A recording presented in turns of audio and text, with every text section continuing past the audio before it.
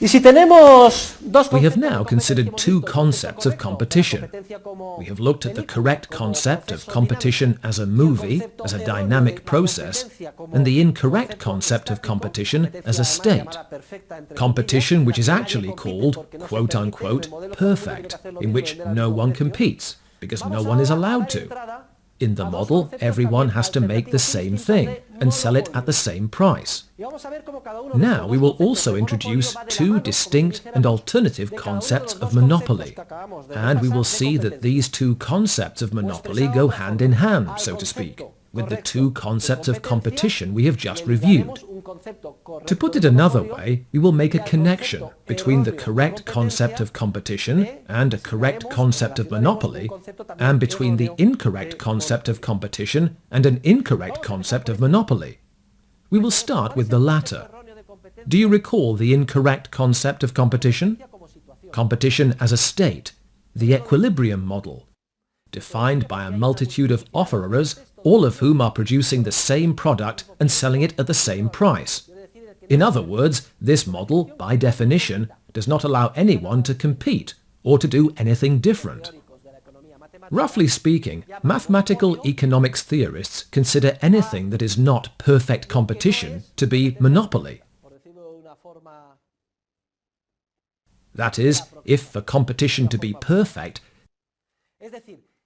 the essential characteristic of the static frame is the presence of a very large number of offerers.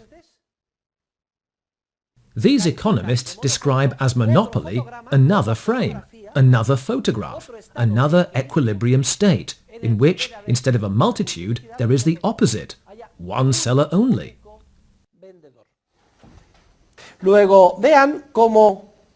Notice that the incorrect concept of perfect competition immediately gives rise to the incorrect concept of monopoly, defined as that situation, not process, in which it is detected that only one producer is present. And supposedly, a lone producer can, at will, set artificially high prices to the detriment of consumers. An oligopoly would be somewhere in the middle. The word comes from Greek. Oligo means a few, and polein, to sell. But this concept of monopoly or oligopoly is complete nonsense from the perspective of the dynamic theory of the processes of social cooperation, which are led by entrepreneurs. This will be clear right away. Let us look now at the correct concept of competition. As you will remember, the correct concept of competition is not a frame, but a movie. It is a dynamic process of rivalry, in which entrepreneurs contend with each other in their attempt to be the first to discover or create profit opportunities, and act accordingly to take advantage of them. For once someone has detected a profit opportunity and seized it, that specific opportunity is eliminated from the market. It can no longer be detected or grasped by another human being. In keeping with this conceptualization of competition, which we have termed correct, indeed it is the only correct one, competition as a dynamic process of rivalry, the correct concept of monopoly differs radically from the one we have just considered.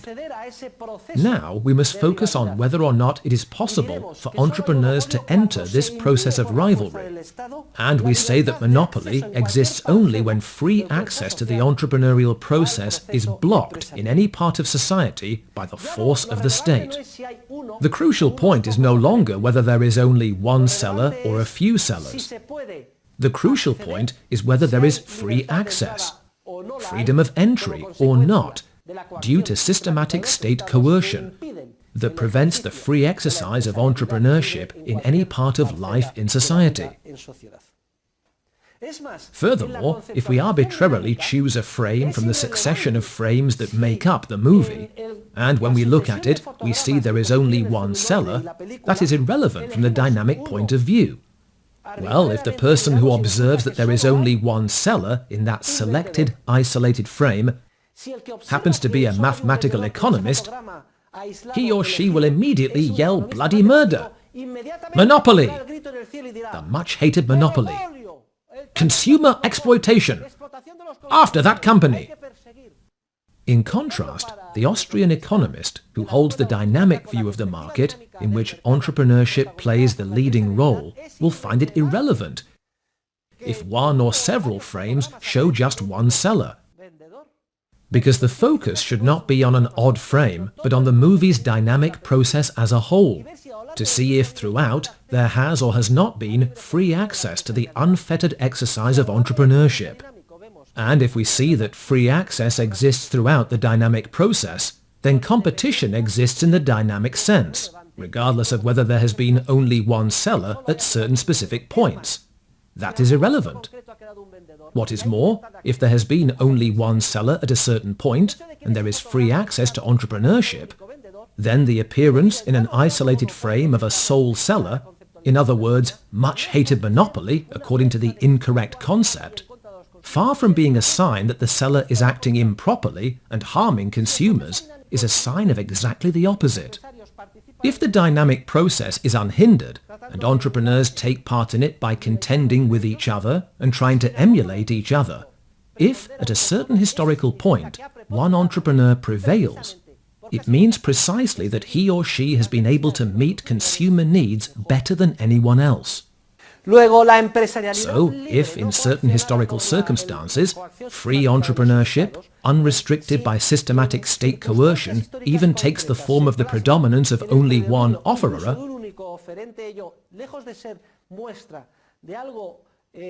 far from a sign that something is wrong or detrimental to consumers, it is a sign of exactly the opposite. The attainment of a monopoly position in a free environment makes it clear that the entrepreneur is serving consumers better than anyone else. Notice that when we consider any real case, the judgment we make differs radically, depending on our conceptualization or analysis. For example, the case of Bill Gates and his operating system. He managed to launch and bring to the market a user-friendly operating system that is used by millions and millions of people. And instead of building him a statue or a monument, etc., competition authorities in Europe and the United States went after him, defamed him, fined him. Who is right? Remember that in the market there are no acquired rights. Each day is a new beginning, and an entrepreneur must defend his predominance by serving consumers better than anyone else. And if, in certain historical circumstances, Bill Gates predominated in the market, and there was no systematic government coercion to block the free access to entrepreneurship, then Bill Gates indeed met the needs of consumers better than anyone. But be careful. This is no guarantee. Bill Gates was not in a position to rest on his laurels. Success today is no guarantee of success tomorrow. IBM gained control of 70% of the computer market in the 1960s. Then it started to become a huge, arrogant company. The bosses were presented with a proposal to make small personal computers, and they said, "Oh, that's silly. That'll never make a profit. Goodbye." And what happened? Like General Motors, the company nearly suspended payments and failed. It came very close. If you cease to be more alert than your competitors, who constantly devote themselves to meeting consumer needs in the best way and at the best price, then an army, a constellation of real and potential competitors immediately spring up everywhere, and they threaten your predominance. So, from the dynamic perspective, it is irrelevant if in a particular frame, at a certain moment, only one entrepreneur appears to have predominated. Moreover, that indicates that he or she acted more sensibly than anyone else. The process itself is dynamic. Every day is a new beginning. You must continually confirm that you are the best entrepreneur, and if you do not, competitors appear and upstage you.